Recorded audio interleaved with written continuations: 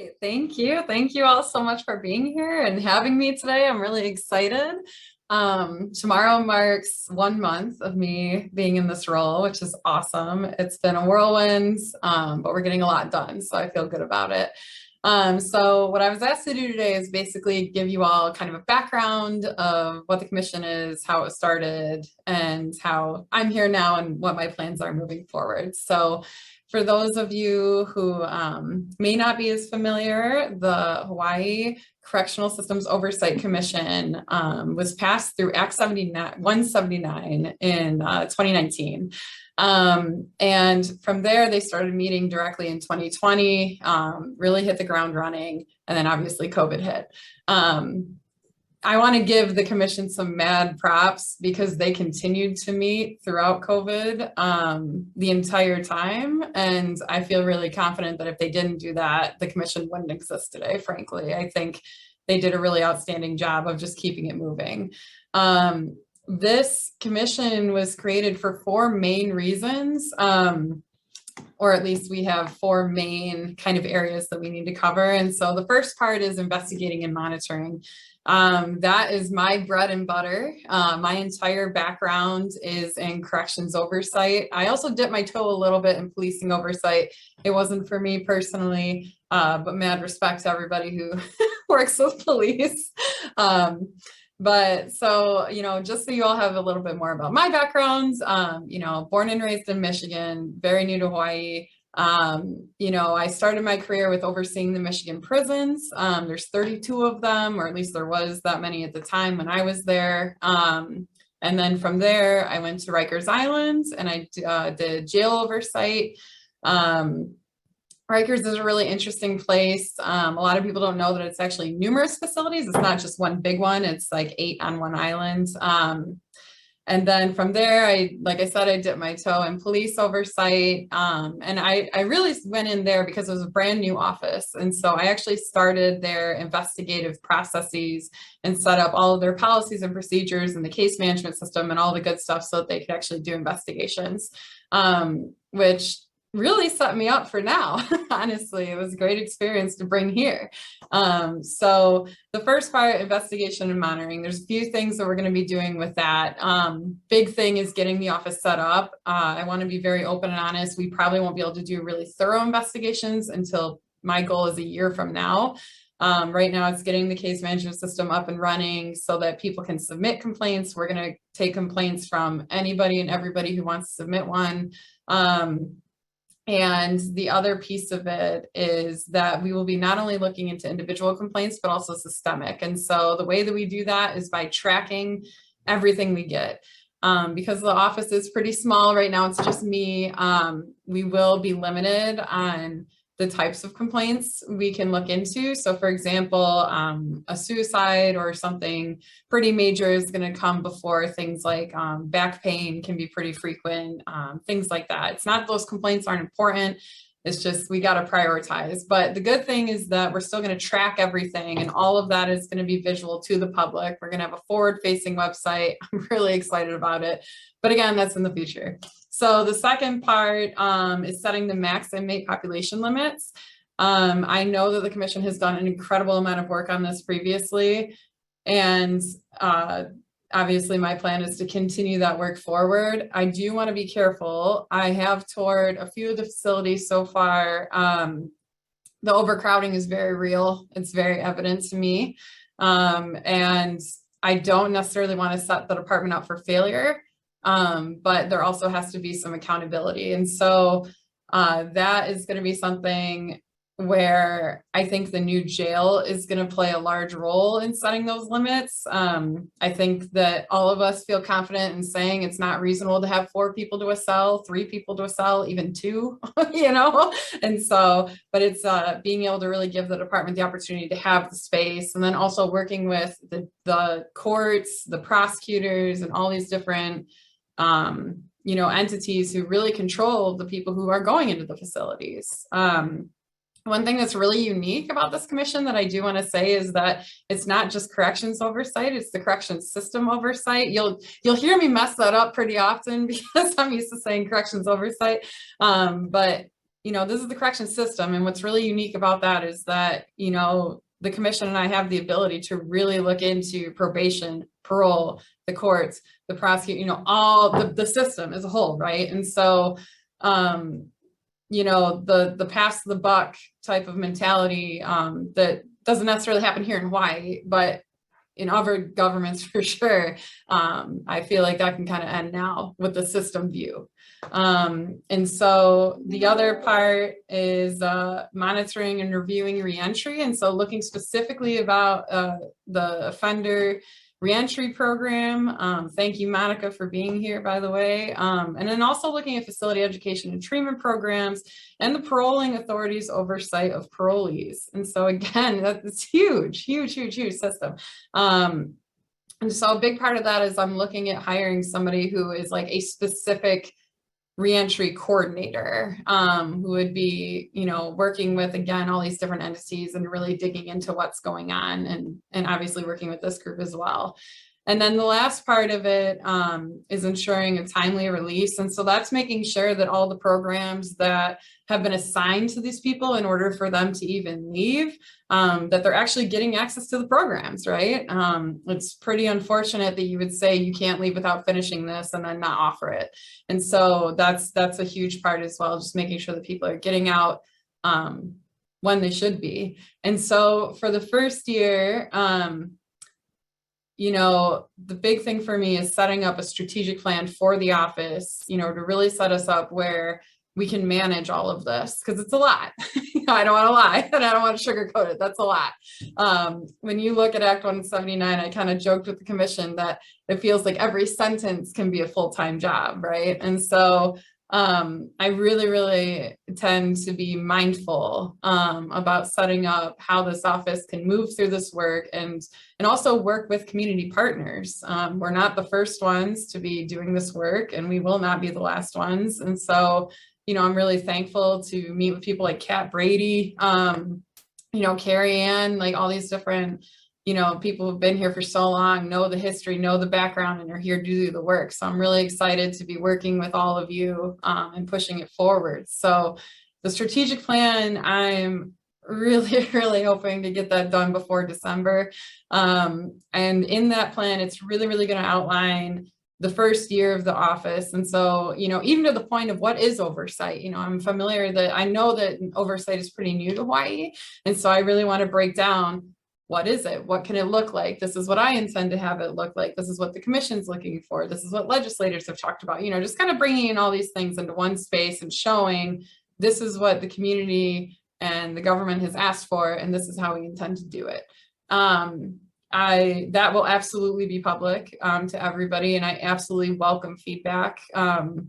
Again, I'm very new here, and so it's a huge learning curve. And so if you hear me say something, or, if you have information that you think would be helpful for me in learning the culture and just making sure that I'm being respectful and everything else, I'd really appreciate that. I have a ton of books stacked up that I've already bought and I'm getting through. So, I'm definitely leaning into it. But it's a real honor. It's a real honor and privilege to be here. And I feel like I just talked a lot. And so if anybody has any questions at all, I would love to chat, and I'll also put my my email in the chat as well, so everybody has it.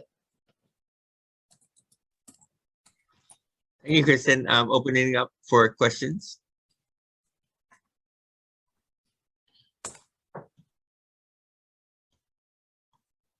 I don't have a question, but I'd like to make a comment. Go ahead. Welcome, Kristen. You give me hope. And I'm so glad that at the state level, the machine is gearing up and moving in a positive direction. So let us know how we can help in any way. Okay, welcome. Thank you, Donna. And I will. I have a list of people who have said that. And I'm like, okay. But thank you. Thank you. Anybody else?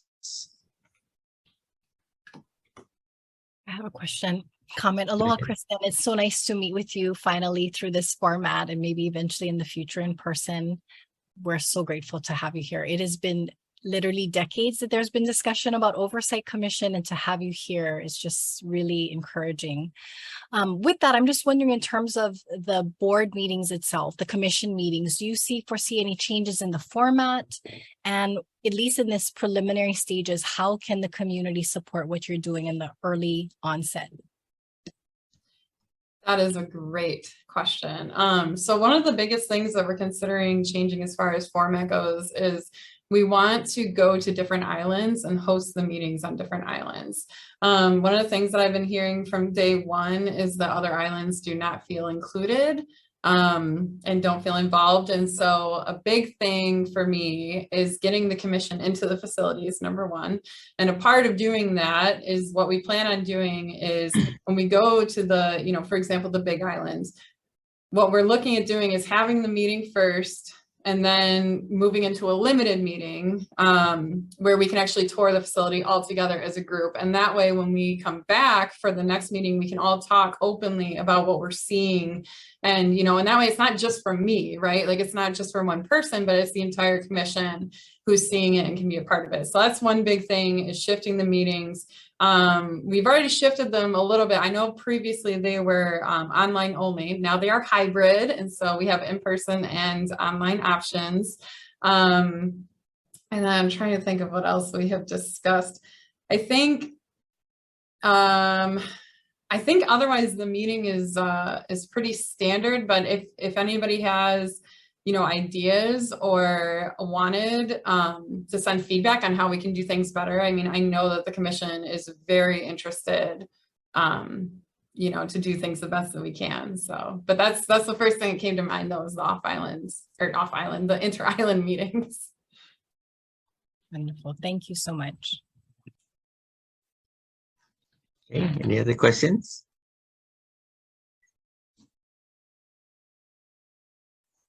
Okay, I have one. And thanks again, Christin. Really, this is very encouraging. I think we all feel the same way, and look forward to a lot of different changes that are coming. When I look at this and see it's as a oversight system oversight, yeah. Even though here in community in our programs, we don't consider ourselves a system or part of the system, we're community. And yet there is definite link and continuum as people get released. Even those who are continually in the justice system, whether they be on probation or intake service center or on parole or maxed out, it's all part of this whole thing. And we're all in community together. There's been challenges along the way that with the siloed pieces. And it's because when people get released, and this is the system piece, that it's no longer jurisdiction. There's no longer any, it stops. If you go from probation to parole, it kind of stops, and vice versa. So, everything is all in pieces and silos. And we have been, in our consortium, been able to work together, I think more so than anybody else, as far as breaking down and bridging those gaps and silos. But really, I think the challenge still continues. Is there something that the Oversight Commission and in your role that can help to better connect that continuum as people get released, as they are in community, as they still are part of the system, as connected to parole or whatever, that we can work together, more closely. And I know we have been more recently with the director, with Monica, with you and others. And I just still feel, though, that there's much more work to be done in that area, especially where community connects with the system. So is that something that we can look or work together with? Do you have any ideas for that? Yeah, without a doubt. I mean, you nailed it right on the head, right? Like everything is so separated that it's so easy to say, well, that was the court's fault, or that was this fault, or, you know, whatever. And so a huge part of my role right now is getting to know all the different players in all these different areas and hearing what they have to say and talking to the officers and hearing from parole and everything else. Because the other piece of it too, I'm not somebody who scapegoats, for sure. If there's something going wrong, there's almost always a reason for it. And it's usually not because of an individual person doing an individual thing. And so, you know, really getting to know all the different players in these different roles. And then, you know, kind of what you have done, like you've created a space where everybody in these different spaces can come together and talk about it. And then there are no excuses as to why something isn't done, because we're all here together and we can tackle it together. So that's a huge, huge piece of what we will be doing as well. Right now, I picture us, I say us, it's me. I'm the only person who works in the office. But right now I picture me, you know, kind of doing what I'm doing now, I guess, right? So joining these groups, coming to the meetings, really engaging with the community. And again, just listening where it's time to listen, and then step in and speak up where it's time to speak up. You know, so that's how I see it. And as far as how you all can be more involved, I mean, from what I've seen so far, you guys are way, way ahead of the game in other jurisdictions that I've seen. This is some of the most organized, I think, I've ever seen advocacy. And that's incredible. I mean, that's really, really powerful. And so I think as I move through these spaces and learn more, because I am learning a lot. It's a lot of information overload, but you know, that's where I think we can kind of plug in these puzzle pieces and also find ways for the community to become more involved. And a prime example of that is what are they called? I think, and Kat, you might have to help me out. I think they're called the program specialists. It's the people who used to be in custody and now they're out, and now they're peer specialists, peer support specialists, I think. Yes, thank you. Kat's like, yes. You know, but even looking to see, like, where can peer support specialists be more involved in this system? You know, these are people who went directly through, they know more than anybody what it's like. And so now if there's situations where we can have, just an example with the suicide issues, having suicide aides be peer support specialists, where they're coming in and they're the ones who are sitting with the individual and doing the quote unquote, the monitoring, but really it's just sitting and talking with them, right? Like, you know, you don't have to just sit and stare at them. You can have a conversation. You can document every 15 minutes what's going on. And then the officers can be the ones who kind of oversee that. And so even ideas like that, and the way I'm bringing up, it sounds very simple, and I'm sure it's not, right? But even, you know, connecting in those puzzle pieces, we see a problem and we have a massive group of activists who are organized and ready to do the work. So how can we bring it all together?